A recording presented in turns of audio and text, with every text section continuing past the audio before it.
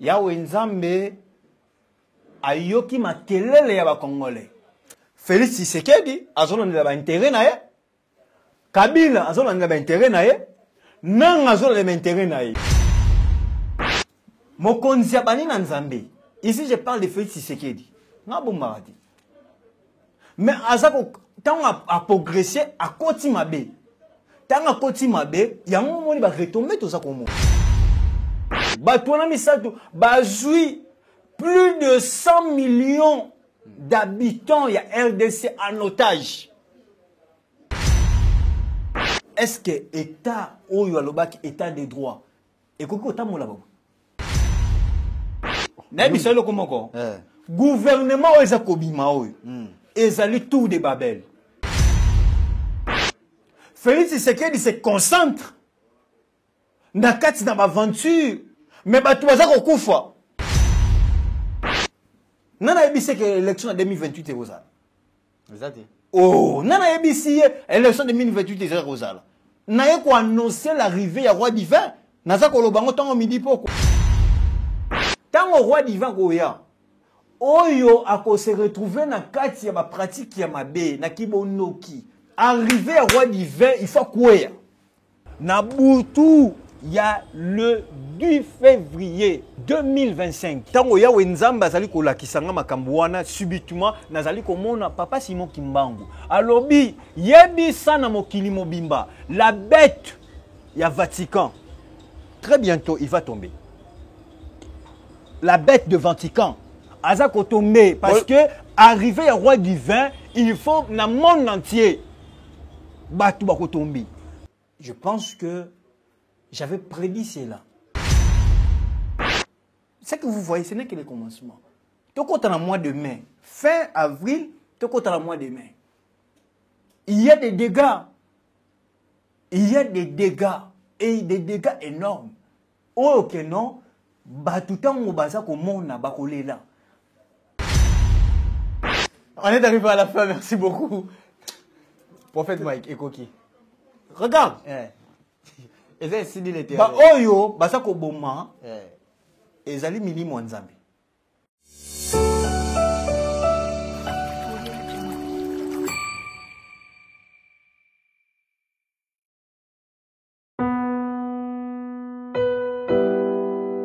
Tango nyonso molinganga nazalaki komona baninganga na baboti na bango nanga ba parents bazate vinanga pasi. Est-ce que Koko fait la baboti ezali sumu? Kozanga baboti est-ce que ezali sumu? Voilà, na ko pesa bino message. L'orphelinat Christ rédempteur. Et ana posa lisungi na bino. Tala musala munene zo sala pona bana. Tala musala munene sala pona bana oyo. Mokile tiki ebwaki. Mais nzamba termine nzelo orphelinat oyo pona ko encadrer bana oyo. Yaya lisungi na yo to ana ngoposa. Un euro noto anango posa pona mwana moko tango mwana moko allié nzambe ya bitike oya permettre ete na nzela no mwana alia akobosa na ote. Voilà message ya l'orphelinat Christ rédempteur to ana besoin lisungi na bino ba numéro za na se kota contact na biso assistance na yo et aux lisungi pona bana que le Dieu des orphelins a bénir diama mtu nyoso ja tali kanisa ko sala quelque chose peut sali yango zamba pambola bino.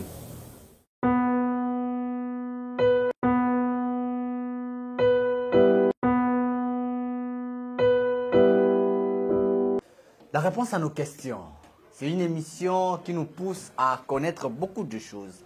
Réponse à nos questions, c'est une émission, à chaque fois que nous avons nos invités, on pose des questions pertinentes pour trouver des belles réponses et des bonnes réponses avec nos invités, surtout avec les serviteurs de Dieu. Ils ont parlé, on passe à la prophétie, il y a ce qu'on appelle la concrétisation. C'est trop concret ce qu'ils disent. C'est pour cela la réponse à nos questions est là. Mesdames et messieurs, je vous dis bonjour, bonsoir, ça dépend à l'heure à laquelle vous nous suivez. Vous êtes partout dans le monde, je vous salue au nom de notre Seigneur Jésus-Christ. Vous voulez vous abonner sur cette chaîne, là c'est écrit en nom s'abonner, appuyez ou cliquez. Évidemment, il y aura une cloche qui va sortir. Tu vas être la première à recevoir des notifications à chaque fois qu'il y aura une émission en ligne. Mesdames et messieurs, n'hésitez pas à appuyer sur la cloche pour avoir de belles émissions Ici, c'est votre chaîne authentique. Nouvelle Tendance Télévision, plus de 333 000 abonnés. Nous vous prions de vous abonner très massivement sur cette chaîne. Merci à la grande équipe qui nous accompagne. Merci à Gédéon Loaoué derrière nos caméras. Merci à Corneille. Merci à celui que j'appelle le professeur Jordan Panzou, qui est là à la réalisation, ainsi qu'à Alain Délé. Merci à tous mes partenaires. Le dentiste est là. Lui, c'est le docteur Tchacho. Docteur Tchacho est là pour bateau nyonso bazana problème ya minu. Bokono ya minu, c'est-à-dire il y a spécialité nae eza minu, c'est-à-dire rozana carré d'ater minu et bukana tout. Alors pose la solution qui vient libella.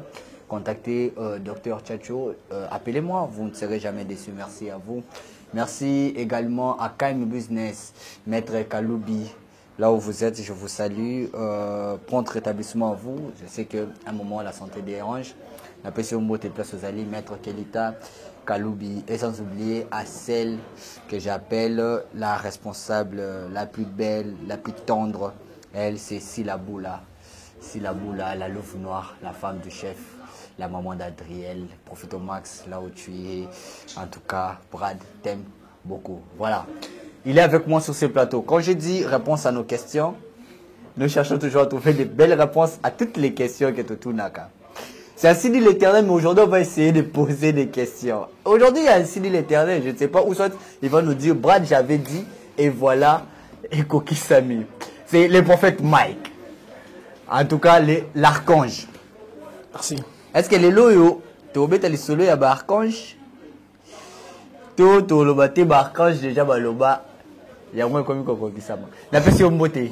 Archange. Merci, le grand journaliste, Monsieur Brad. Merci na musagito kozo sala oza ko tikate ko fouiller ba message ozo utepa nzambe et puis oza ko accompagner biso pour que peuple de Dieu va découvrir la grande réalité na pesi bandeko na ngani na diaspora mbote pe ba obaza na Congo mbote. Oyebi bien que nazaki na kati ya kobatama. C'est ça, donc lelo pena na sala qui tout et si je le dis hein, notre mission c'est à 16h moins bientôt là 17h parce que déjà tu viens depuis 10h, c'était très difficile pour Ozaki na maki. Oui, nazaki na maki, il fallait qu'il na batama na bazolo kisayo na oui, c'est bien sacré. Oui, bazolo kisanga parce que au moni babiloko toujours ya koloba ezota pa ya wenzambe naza na tante ya kokosa. Il faut na loba ba vérité et puis naza ko keni na coffrage pour na ba prière. Alors c'est pour votre respect et votre considération. Ndetango bengi ngai na humilité wana naza na ngwe puis considération à votre personne. Na mona ki keno il fallait que non na bima parce que Brad c'est quelqu'un de bien. Une personne une marque ok azali ko refléter image à grandeur na mboka parmi les journalistes habité il faut na bima comme na j'appelle monsieur Brad faut na bima donc on ceux qui mandé fou je me suis pas préparé pour ça donc n'habité naya na honoré votre appel. Non, pas de problème. Merci en tout cas, merci beaucoup, c'était très difficile. En fait, plus appel les acquis parce qu'il y a trop à dire. Il y a des vérités, il y a des réalités. Et ça sur le terrain. J'aimerais que tout la nana nous image où vous avez eu à dire que la bête de Vatican a Okwea. Et Ezaki 7 mois passés. Je ne pense pas. Non. Parce que Ezaki récemment tant au bandit pena musala osiko ya media makasi na yo. Suivons ensemble quand l'homme de Dieu parler de bêtes des Vatican. Nabutu, il y a le 10 février 2025. Tango ya wenzamba zali ko la kisanga makambuana subitement nazali ko mona papa Simon Kimbangu. Alobi yebi sana mokili mobimba. La bête ya Vatican. Très bientôt il va tomber. La bête de Vatican. Azako tomber parce que arrivé au roi du vin, il faut na monde entier. Voilà, de retour sur ce plateau. Ezaï Kaka. C'est qui les bêtes? La bête de Vatican, s'il te plaît, c'est ce tokolo bango bongo. Ezande, oye, comme les catholiques, va perdre Oyaza Mokonzi Monene, chef spirituel na bango, na kombo ya Pape François. Eya wenzambe nanga naleli pe na lembi yaka kovanda nanga nazali mwana na yo solo eya wenzambe nanga naleli pe na lembi yaka kovanda nanga Yesue nazali mwana na yo solo yawe nzambe na makoki nyonso kombo na yo ekumisama na recommandé émission o na saloboko na yo natiki monsieur Brad na saloboko na yo père oyebisaki ngaki non monsieur Brad azali parmi le prochain sur la liste tombola ina mboka oyo bato banzima bokonzi na yo tombola papa Alendele na chaîne na Nouvelle Tendance NTV en cible bato banzima bonzambe na yo père soki obenganga bato bakotanga kombo ya monsieur Brad na mboka oyo bakotanga kombo ya monsieur Alendele na mboka oyo natiki mission saloboko na yo natiki diaspora pe ba o bazali awa na Congo na mboka na yo bayoka ozali ainsi dit l'Éternel na kombo na Yesu Kristo amen. Amen. Ainsi dit l'Éternel. Je suis là. Autre question, vous m'aimez dans la prière. Nazali kolo, obimisi ngai na kati ya caserne. Problème est anine. Bête, Pape François. La bête à Vatican devait tomber. Je pense que j'avais prédit cela. Pourquoi? Parce que Pape François, il avait validé Oyo Ezali Libana ya Oyo Yahweh Nzambe abongisaki. Abomination. Si Yahweh Nzambe asali moto, asali mobali. Alobite, il n'est pas bon que l'homme soit seul. Ayeba Rosala Oyo Ezali aide semblable pembeni na ye pour que bayeba ayebisi bango tango asali mwasi ya kolongola mokuwa na nzoto mobali ayebisi bango que non soyez féconds, remplissez les mondes. Remplissez les mondes. Donc c'est-à-dire musala ya wenzamba sala ki na sina moyo oyo il n'avait pas terminé. C'est-à-dire que non, l'homme a participé à la création. Yamokili oyo. Atinde ce que yo remplir. Oui. Nana tikibino. Asali du premier jusqu'au 6e jour. Il s'est reposé. Asali tango asali moto. Amoni que non, parmi toutes les créatures asali. Amoni que moto o asali semblable na moto asali azaki. Il faut que asala moto. Oyo azako ressemble na moto asali.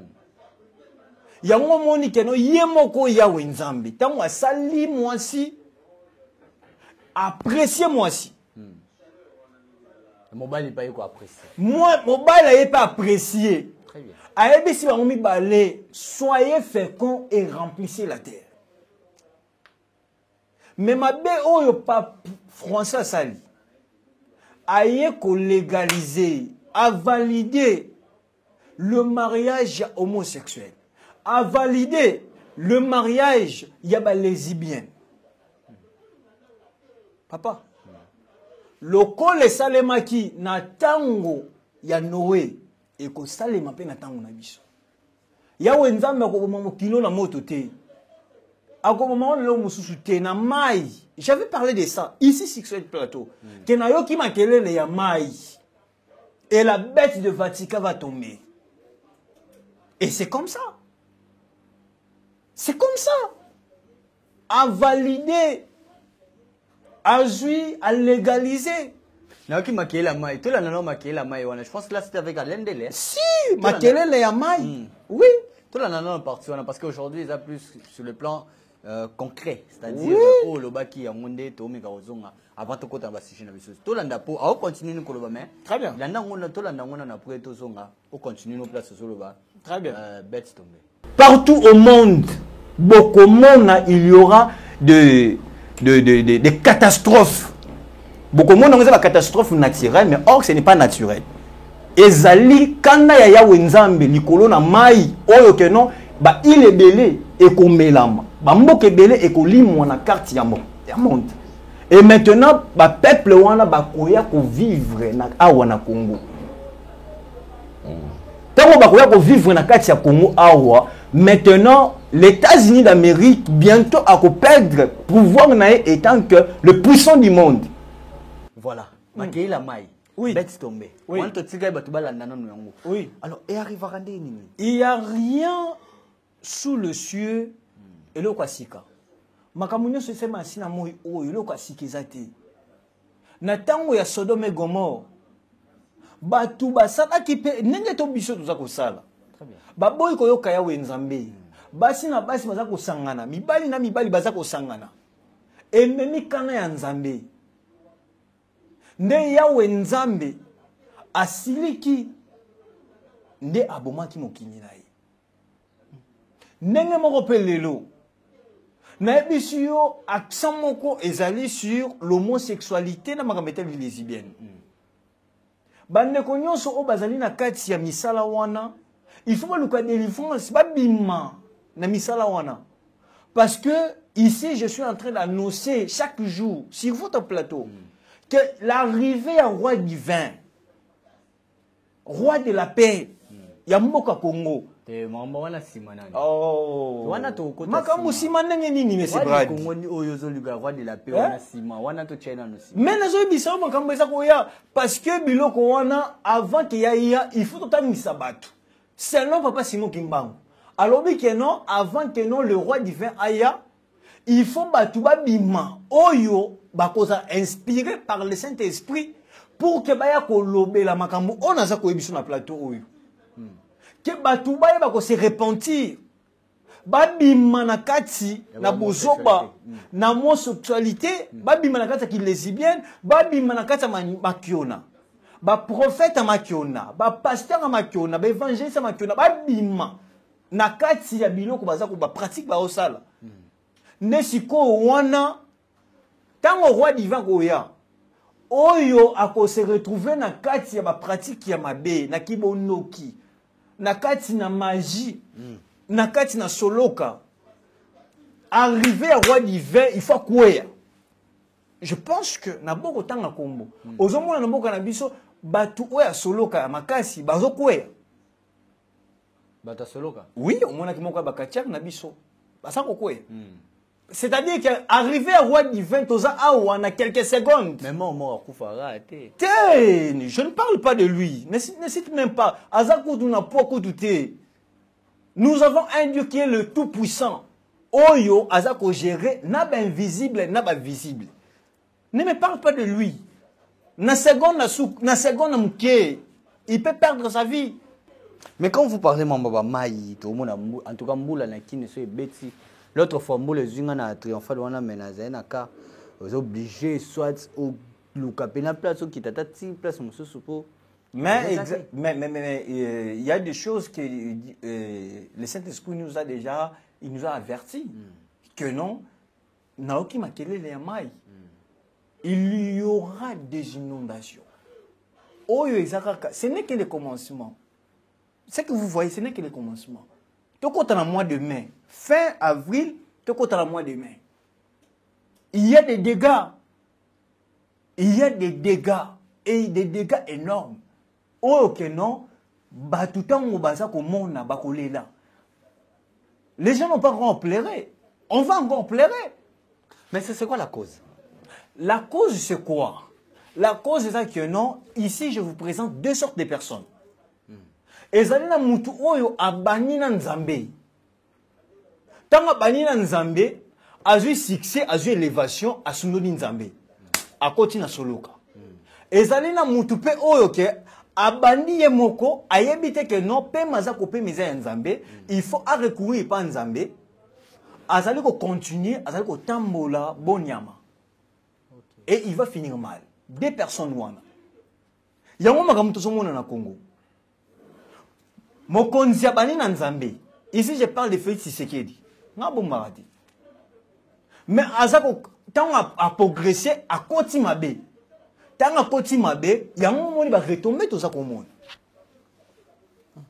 Est-ce que état oyo alobaki état de droit et koko tamola babo. État de droit. Papa, mboko état de droit ezali. Non. Batou bakimi na ba millions. Je vais parler sur votre plateau. Tony Moba kimi na ba millions. Augustin Kibasa kimi na ba millions. Madame Kibanda kimi na ba millions. Batou kimi na ba millions. Ba 250 millions, ba 400 millions, ba 360 millions. Batou kimi na ba mbongo ebel de millions. Atongi azi villa a celle ba concession dans la campagne. Mais c'est tout à fait normal parce que tant que tout ça koya koloba, batou ba zo biso que non, on est des amateurs. Non, moi je ne suis pas un amateur. Moi les canaux émission n'importe comment, n'importe où tu es. Avec des preuves. Oui. Moi je passe avec des preuves et puis selon ce que l'esprit du Seigneur m'a révélé. Ainsi dit l'Éternel. Ainsi dit l'Éternel. Donc il y a un gros amateur. Il y a un joué nango. Parce que message à l'élo, non, tu comme un message, un message oyo ya wenzambe atini pour na Félix Tshisekedi, atini pour na Kabila, atini pour na Nanga, pour na mboka oyo Congo. En fait, ce sont ces trois personnes les oh bah bouleverser Congo mobile. Batu wana misatu nde bazu Congo en otage. Félix Tshisekedi azolanda ba intérêt na ye, Kabila azolanda ba intérêt na ye. Nanga zo le intérêt naï. Batouana misatu bazui plus de 100 millions d'habitants ya RDC en otage. Ya wenzambe ayoki makelele ya ba Congolais. Message wana to songo tango to pusana. Alors na ina zonga na union sacrée. N'était to senga su image union sacrée. Boya kobi union nationale. Oui. Babando ça la concertation prophétique oui. On a union nationale. Na ba concertation prophétique, ba concertation wana oyo politique.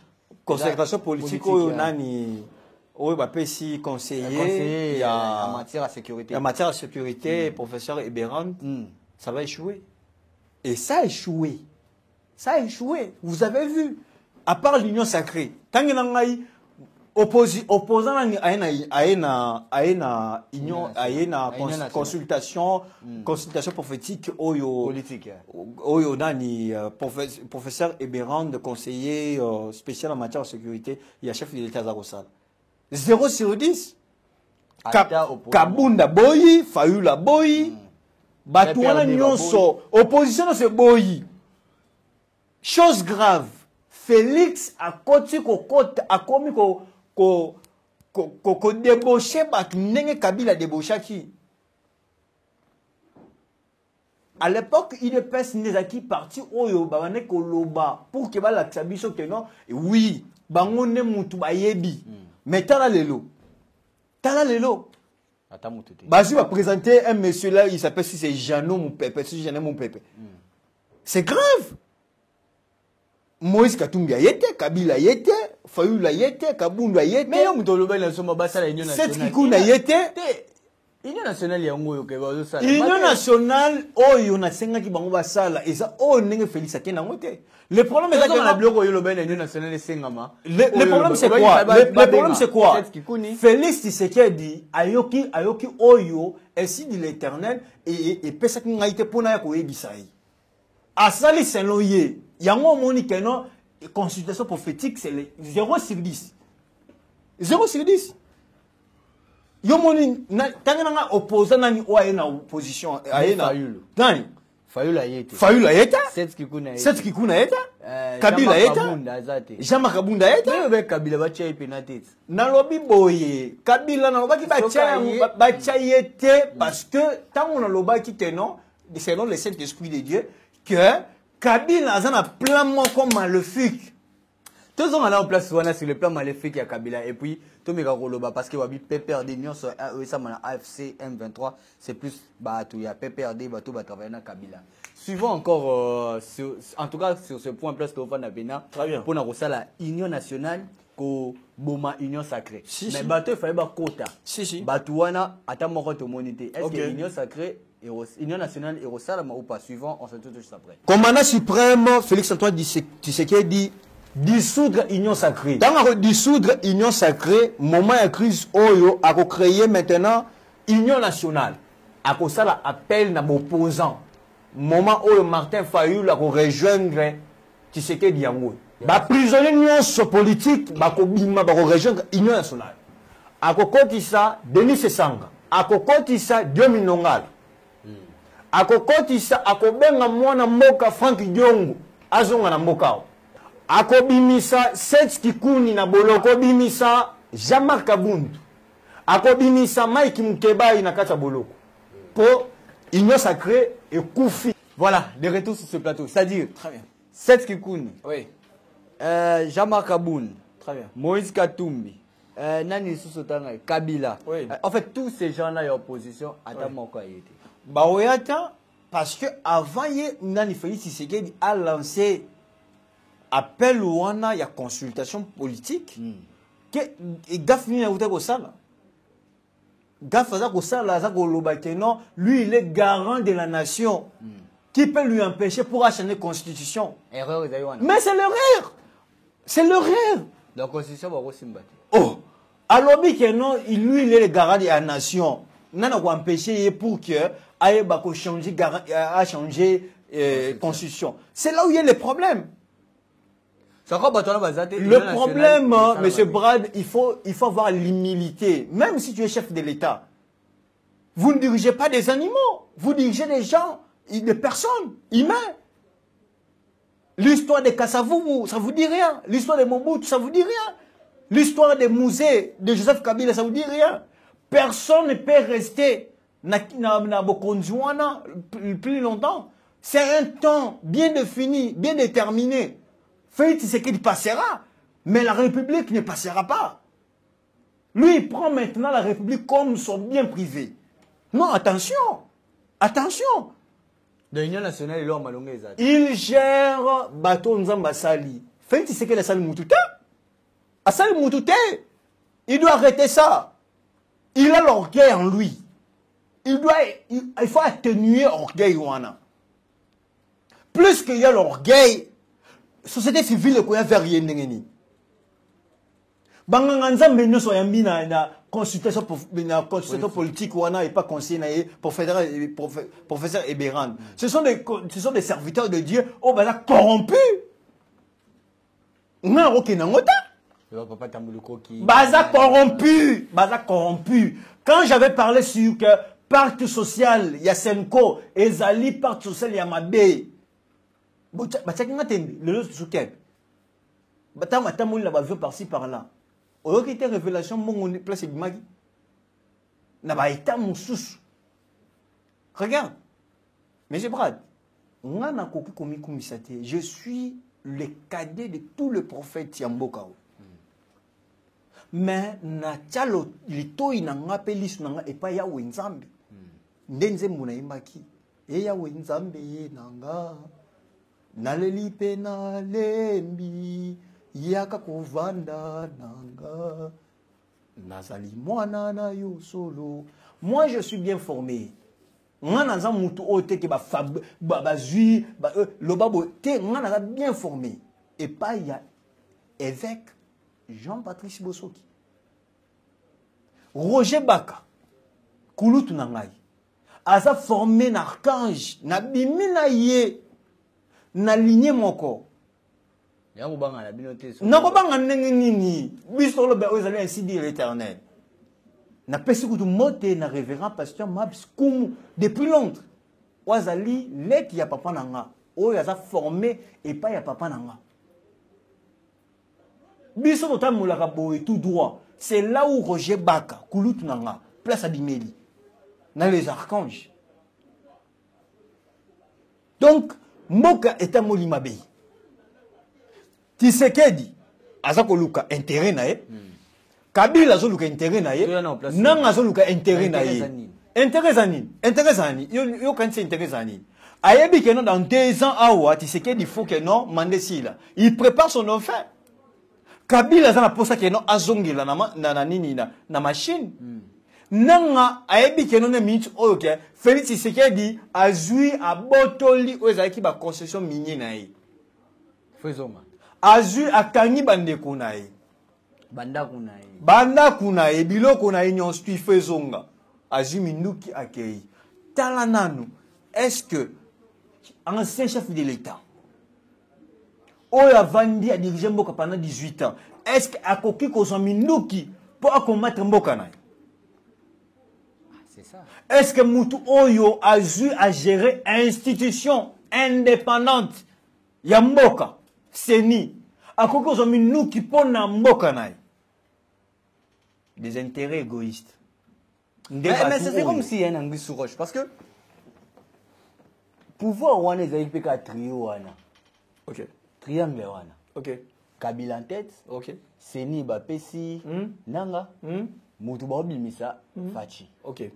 Tous les trois wana. On dirait babetera carte c'était que après oyo ozalaboy yango te créer ba marambo. Bible les a koyebi c'est invoque moi je te répondrai, je te ferai voir des choses cachées que tu ne connais pas. Très bien.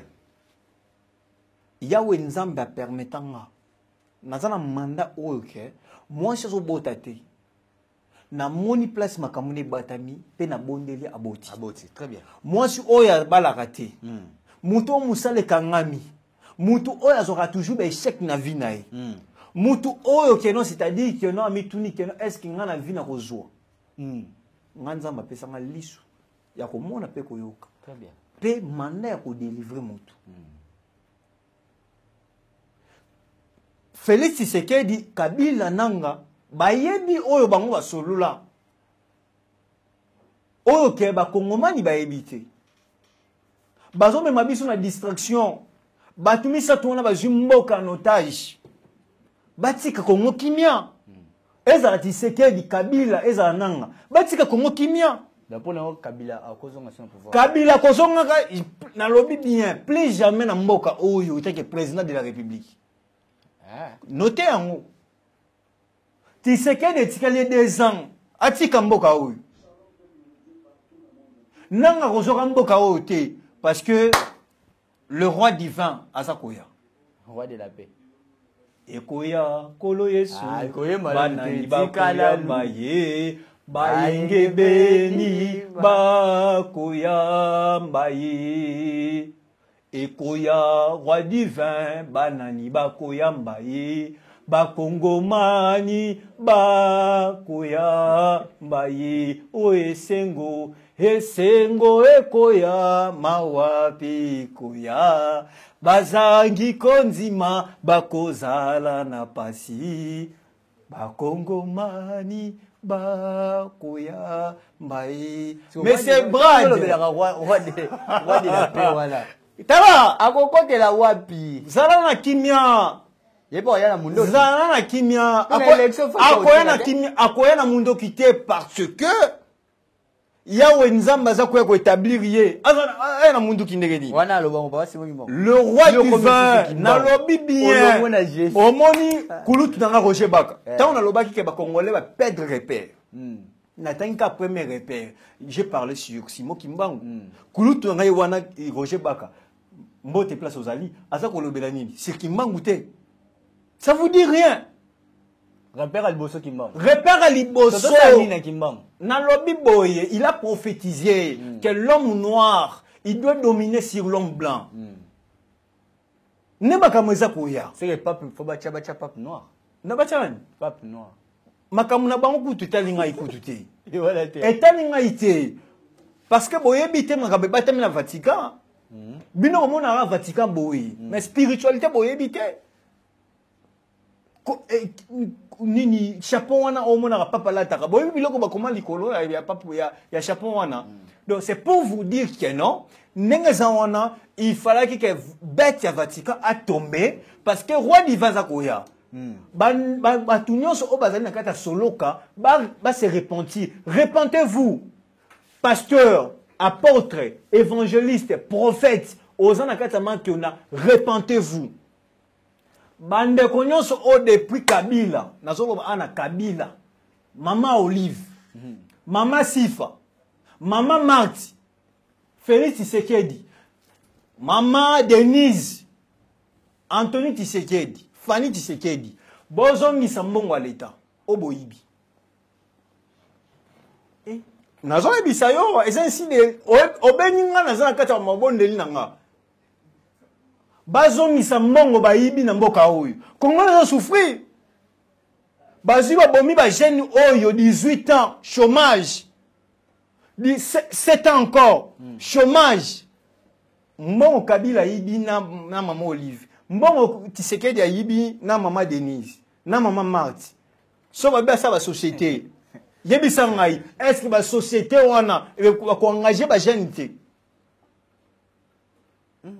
Ekoya kolo Yesu banani bakoyamba ye bayenge beni bakoya maye. Mais Kabila reconnaît ses erreurs. Kabila azo reconnaître ba erreurs na ye abima na makambu ya koboma bakongomani. Loboko ya wenzambe tomol yoboza pour que ne balobaka Kabila mutazana sima M23 na FC. Na lobi boyi. Loboko ya wenzambe l'Éternel déjà. Ainsi dit l'Éternel, loboko ya wenzambe etomwami. Likola batwana misatu. Kagame, Kabila, Félix Tshisekedi, nanga. Soki ba continue ko boma ba kongomani. Loboko ya wenzambe ekosimba bango ekosima mabota na bango ekosimba ba génération future na bango. Comment yango na carnet na yo? Olobaki Judith Suminyo arolongati le lazolongati afandika wana. Oui.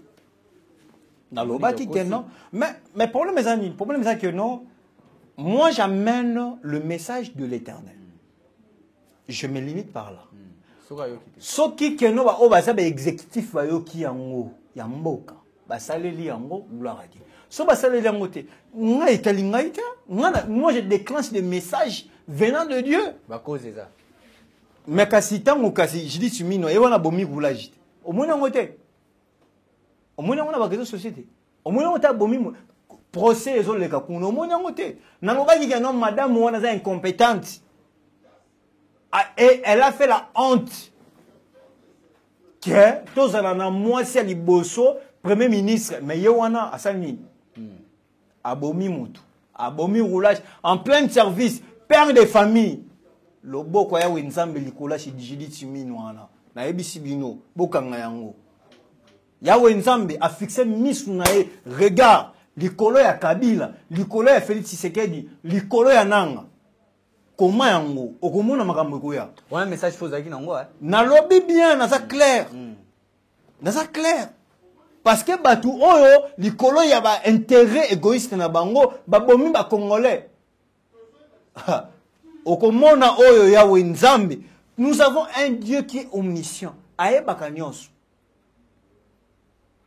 makambo o Félix Tshisekedi aza kosala na molili ya wenzamba moni. Makambo o Kabila osala molili ya wenzamba moni. Makambo oyo nanga aza kosala molili ya wenzamba moni.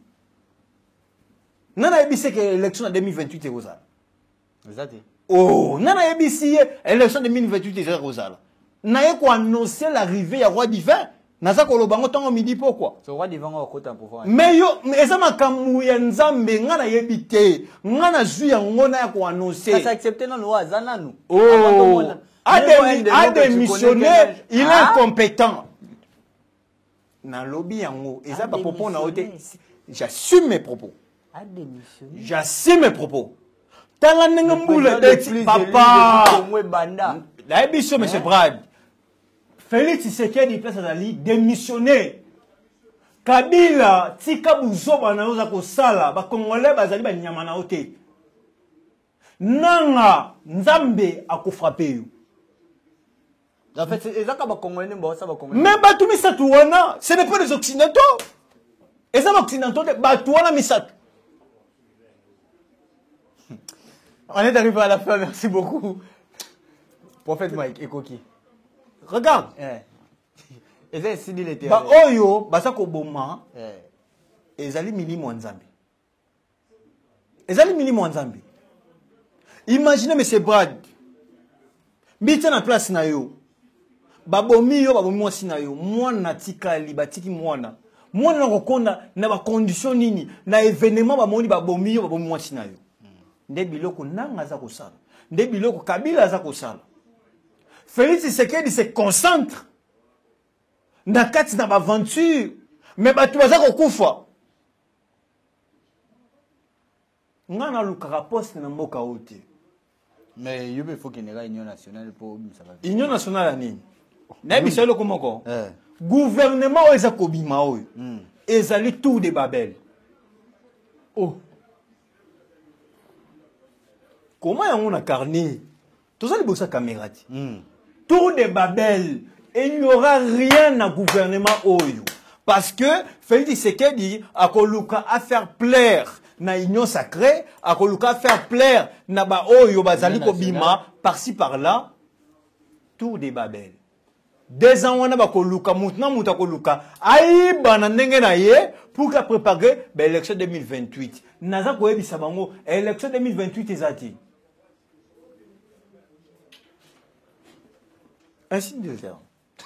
Voilà, merci beaucoup. Ainsi de l'Éternel, là, la recontacté. La tiki on bena bongo. Numéro de téléphone, dernier message pour la mokola lelo. Na ndenge aussi c'est monsieur lelo. Numéro de téléphone c'est plus 243 97 590 19 41. C'est bien le prophète Michael Archange. Moi la Moussa Nabino, on a toujours dans un message que Félix Tshisekedi Kabila nanga batmisa tuana bazumboka en otage pour que va travailler na Kagame tellement que non complot na bango kabal na bango simbité ba komi ko bomba ba congolais. Naza posa ya makambo ya ba gouvernement na bango te tamie kout na lipa na ya ko kauka que message oya wenzamba tindeli Kabila na gouvernement va travailler qui na Félix Tshisekedi na gouvernement va travailler na bango ke mutu nyonso wazoki mbongo ya leta na moyibi azoki mutu ka leta na moyibi azoki ndako leta na moyibi akende kozongisa loboka nzambe yawe nzambe etombwami likolo elinge ba no frapper bientôt soki ba yoka kamakamuna yaka ko memela bango ba insigne de l'Éternel mais ba ba ko to sayango comme ba to saka yango te yango baza ko échouer. Parce que dans le Congo, nous avons un problème, il y a 2 classes. Nous avons une classe politique et puis une classe religieuse. Oh, il va échouer. Tous les 2 classes. Tous les 2 classes. Maintenant, il faut qu'il y ait le renouvellement. Il y a classe politique et le renouvellement, il y a classe religieuse. Mais religieuse, c'est classe. Mais bah, tout le monde est si ma Félix Tshisekedi wana, père Nabiso nyonso wana. Nzambe abwaki bango. Ba kosi Félix Tshisekedi na ba professeur lokuta il fait ba yebisa ye makambo oyo ya wenzambe aza koloba. Est-ce que vous avez des professeurs bien pour Félix? Professeur est bien ndenge ni ke kola lobino penelo ko boye pour na ye. Hein? Monsieur Brad. Monsieur Sidi. C'est coquille. Voilà professeur bien. Na pesi mote na ngai na bandeko nyonso diaspora Hollande, Allemagne, Italie, Belgique, na pesi bandeko nyonso mbote France, na pesi bandeko nyonso mbote na Espagne, kuna na pesi mbote na Suisse, na pesi mbote na bandeko ya Amérique, na pesi bango nyonso mbote maman Monique Landu na États-Unis, et na pesi na pesi l'archange, l'archange, Madame Pasteur Adeline Baguetta. Maman Adeline. Na pesi mote na mwana na ngai Emmanuel. Na pesi mote. Alors voilà, na pesi mote na mentor. Parce que moi c'est nyonso yambaka ba mentor, ba mentor te. Na pesi mentor na ngai. Évêque.